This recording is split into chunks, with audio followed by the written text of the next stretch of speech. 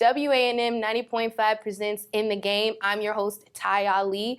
The Rattlers got a big addition, literally and figuratively, in Calvin Ashley, who is a 5-star recruit, the 27th overall pick in the class of 2017, and he joins us in the game today. Calvin, how you doing? I'm doing pretty good. How about yourself? I'm doing fabulous. Thank you very much.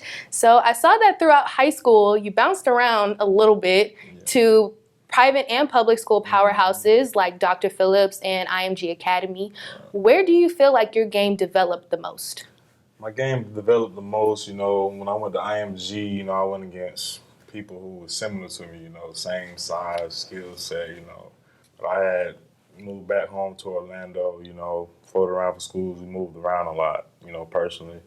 So, I feel like I was very dominative in the run game. That's always been there. And the biggest thing I have been practicing on was pass setting. That's the biggest thing I've been working on. So when you graduated from high school, you had over 20 offers. And in high school, I was an athlete myself. So I know that you have all these offers, you're going through the recruitment process, but it's like just a few months ago, you had to ask to even use the bathroom during class. So how do you narrow down and decide where you're going to spend the next 4 years of your life? Just single out, just seeing how the school is itself, just picking out the coaching staff, finding out what offense it is, where you fit comfortably. And I fit into Auburn offense great. We ran the ball a lot, so that was the biggest reason why I chose Auburn. And Auburn itself is awesome. What was one of the distinguishing qualities about Auburn off the field that made you want to go there? Auburn, period. If you go to Auburn, if you visit Auburn, it's just the people, the crowd, even since I have left Auburn, I still get comments on Twitter, War Eagle. So it's just the people at Auburn. So it's kind of like, once a Tiger, always a Tiger. Always a Tiger, War Eagle.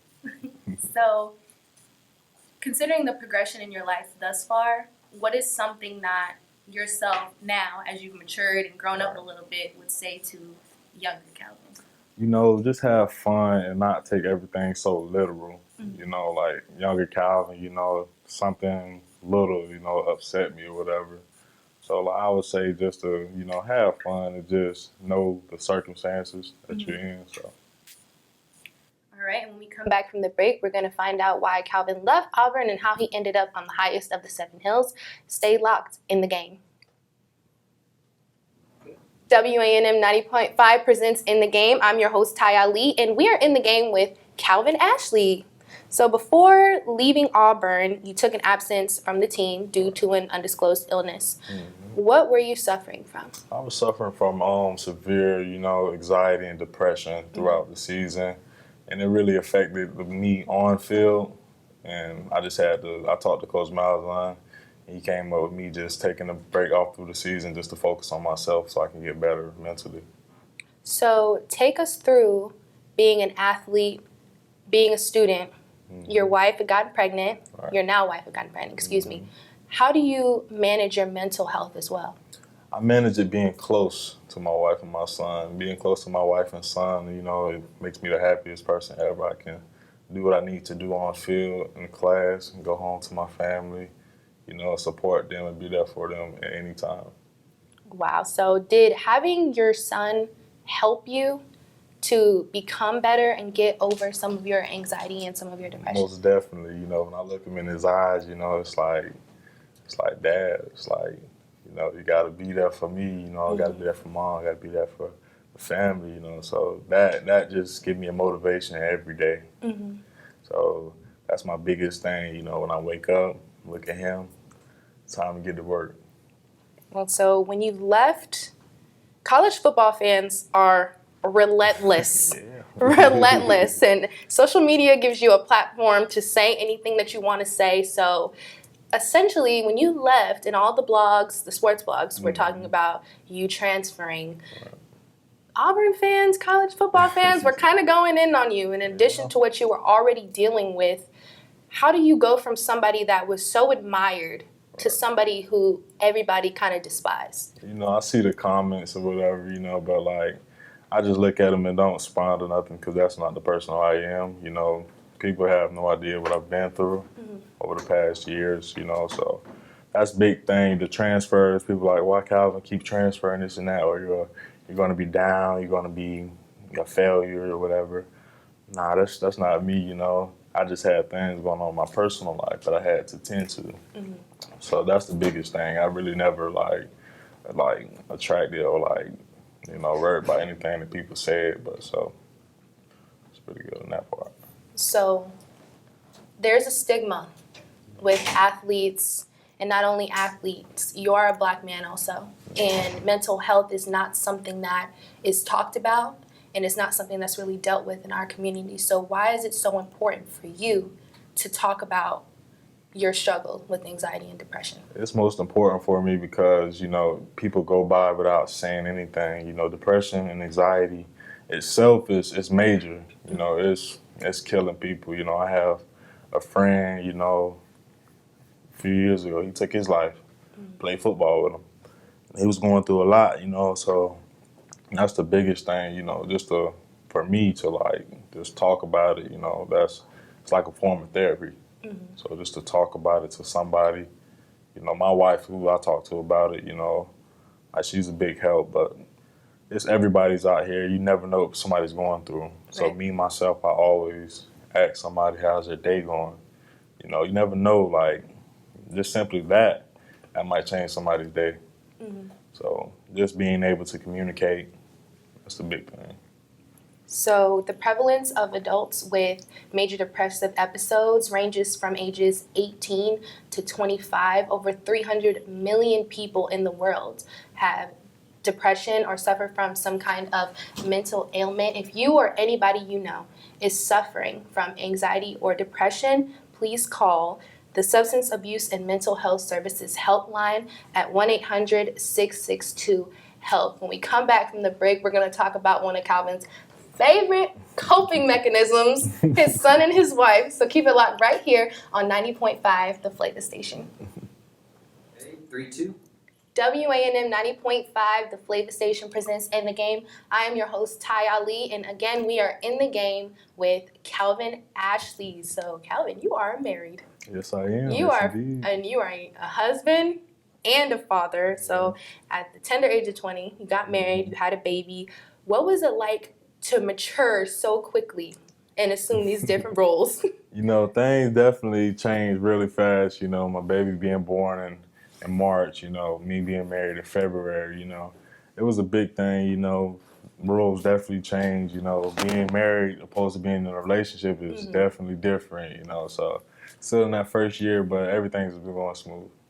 Right, so I know something that we talked about prior to this interview that's not really going smoothly yet Right. is the day-to-day. So take us through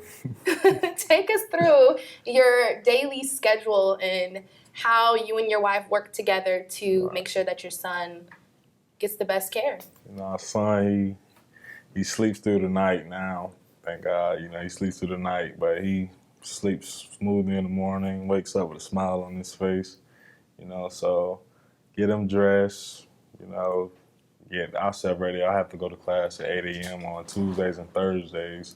So we have to wake up by 7 o'clock every morning, get him ready, get ourselves ready, be out the house by 7:35, drive over to FAM, I attend classes.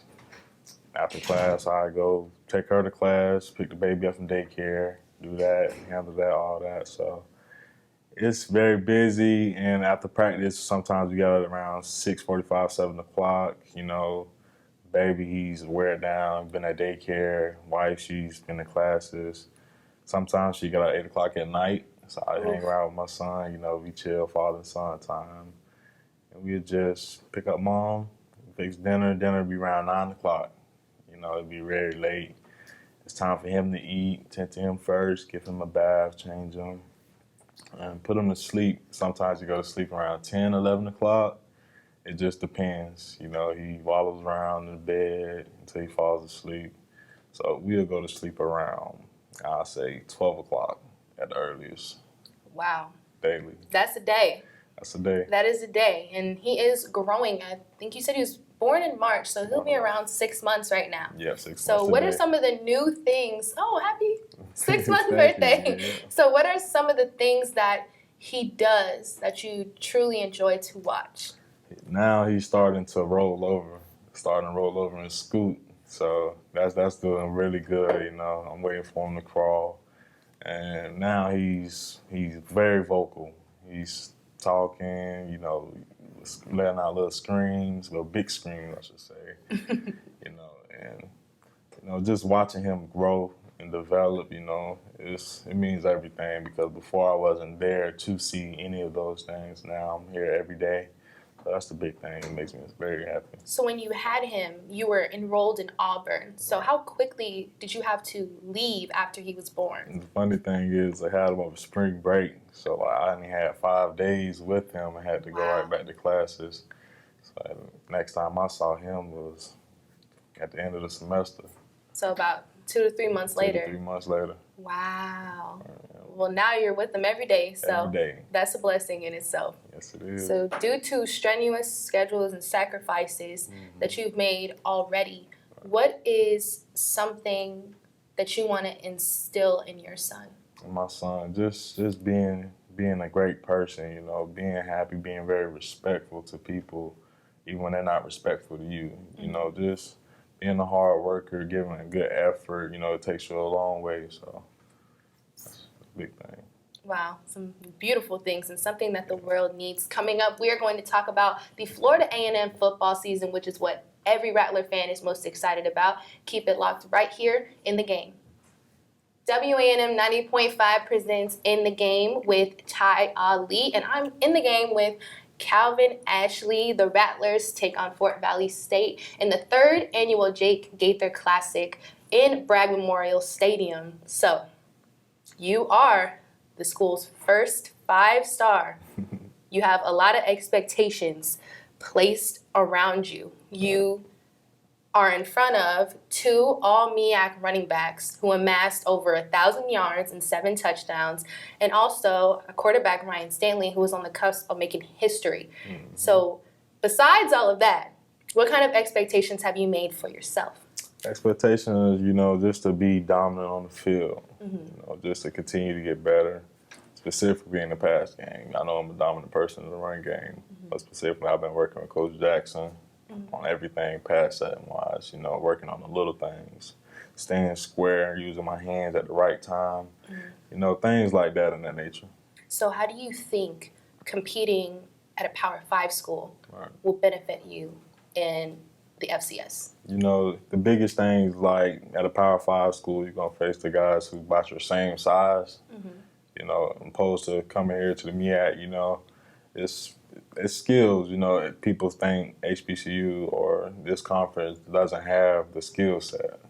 I completely disagree with it, like in practice we're competing daily, so just focusing on techniques, otherwise, I feel like that's the biggest thing with coming here. You haven't taken the field since October of 2018. Yeah, it's been a while. It's been a little hot minute. It's been a hot minute. How do you feel going into this weekend? I feel good. I'm very anxious to get on the field. I was telling my wife that last night. I'm very anxious to get on the field. It's going to feel like relief running out for the first play. So I feel a lot of relief. So then everything going to roll through. Wow. I'm very excited to see you on the field, and I think we need a little bit of help on that offensive line. I'm just going to be completely honest because that's my duty as a journalist. Thank you so much for keeping it locked in the game. I'm your host, Ty Ali, and next week we will have Terry Jefferson, so make sure you tune in on 90.5, The Flavor Station.